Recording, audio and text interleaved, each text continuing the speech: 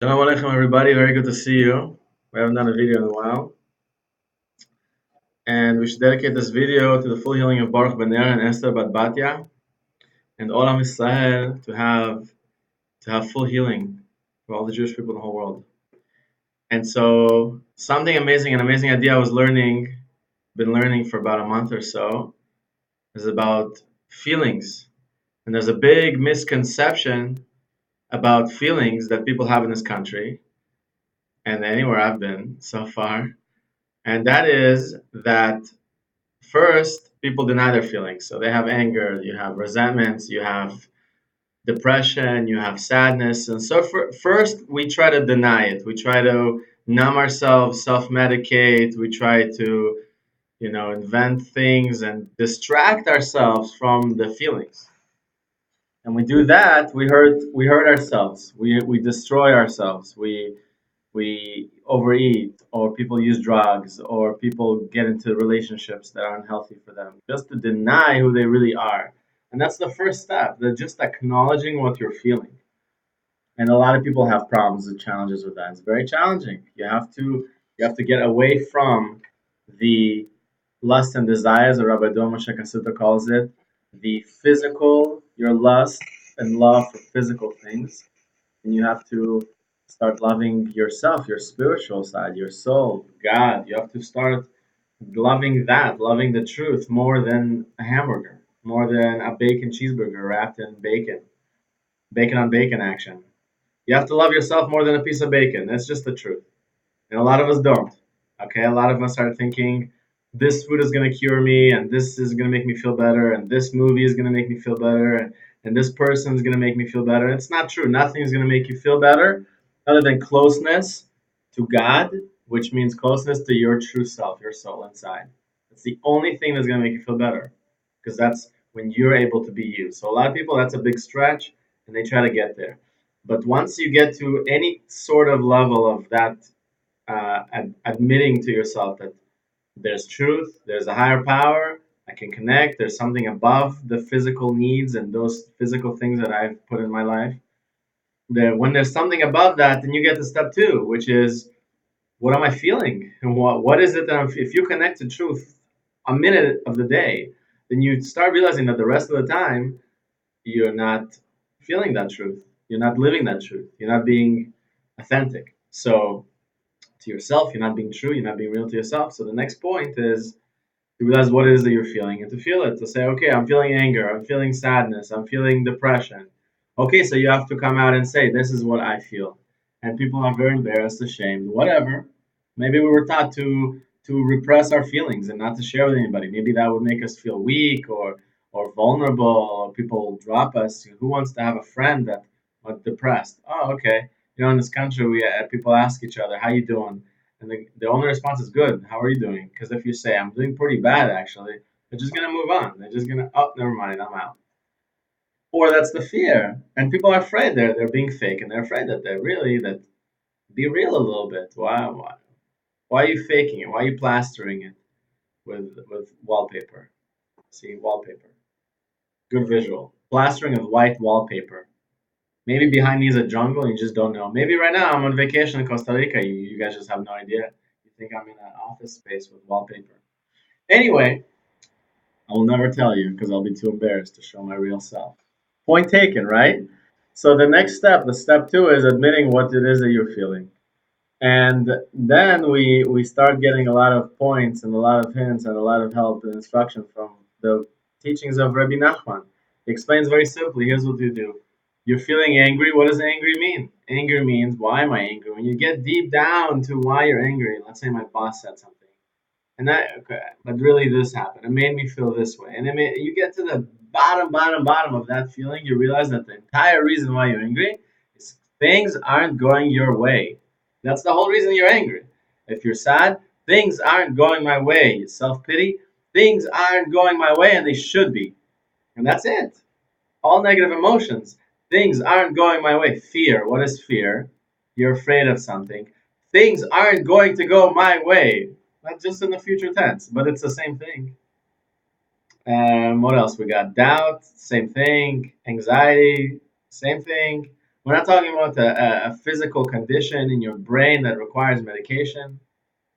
We're not making excuses. Don't go to the doctor. Just listen to my videos. No, definitely go to the doctor. But we're talking about emotions. We're talking about feelings. We're talking about things that don't require medication. We're talking about not something chemically wrong with your brain, right?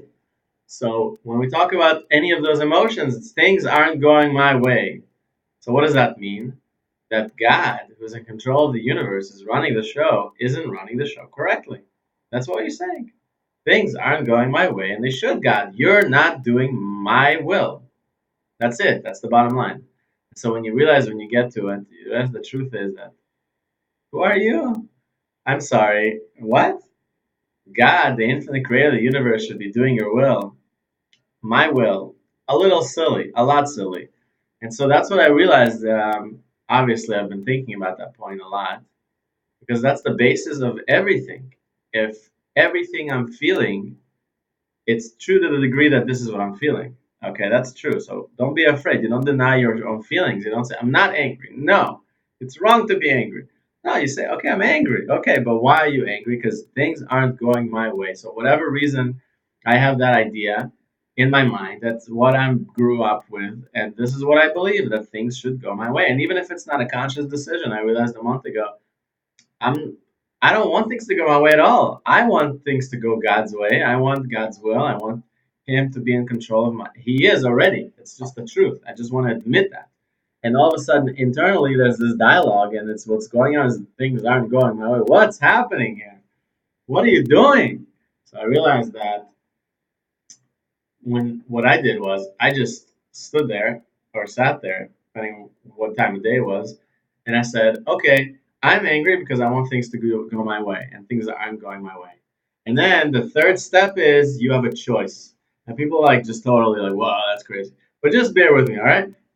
Step three, right? Step two is you gotta don't repress your feelings, know what they are. Step two, just say what they are, okay? And realize that it's just because things aren't going your way, that's the reason why what you're feeling. That's the bottom line. And step three is, are you ready? What was I going to say? I don't even remember what I was going to say now. Hmm, that's good. You do a summary, but then you forget your idea. That's great. Okay, hold on, just a sec. Oh, yeah. Step three is, I have a choice. Amazing. I can choose to feel angry today. It's just a choice. No one made me angry. My boss didn't make me angry at all. Actually, he just said something. It led me to the idea that things aren't going my way. Oh my God. Life is ruined. The world is crumbling. But I can choose to be angry. I don't have to be angry. And when I realized that about 2 weeks ago, someone talked to me about it and said, it's just a choice, Ben. You're just choosing it. I said, wow, that's amazing. And so now, when I get angry, and I do, and sometimes I'm angry for like 3 hours straight. That's silly. That's a waste of time. But not because I'm repressing it, and not because I'm denying it. And this is what I'm feeling. I'm angry. But I say to myself, I am choosing to be angry because things aren't going my way. And by the time I finish that sentence, I realized that that's the stupidest thing I could ever choose.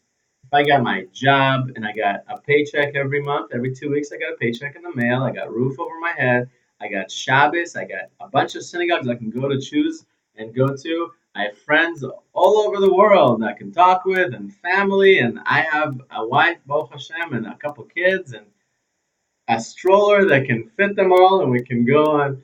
Not the wife, of course, but we can go. And what are we angry? What are you doing? You're choosing to be angry because things aren't going my way. Horrible. Oh my gosh, cry me a river. So what I realized was literally, guys, it's just a choice. You choose to be angry. You choose to be sad. Okay? So what did I do? I said I don't want to. I don't want to be angry. And not in that tone of voice. And then there's the war. Rabbi Dror Moshe talks about it. That's the war. It's not easy. We're not being cheesy. We're not plastering it with white paper, white wallpaper. What we're doing is we're realizing here's what I'm feeling. Here's why I'm feeling it. Here's what I'm choosing. There's my choice in that. And I don't want to choose that. Say, Hashem, God, help me not to choose to be angry. Because I understand that I don't want to be. Because I don't want things to go my way. I'm not God. You're God. Things aren't supposed to go my way, but I don't have to choose to be angry. And so when we do that, thank God, huge things happen. Have a good week. Try it out. Love you.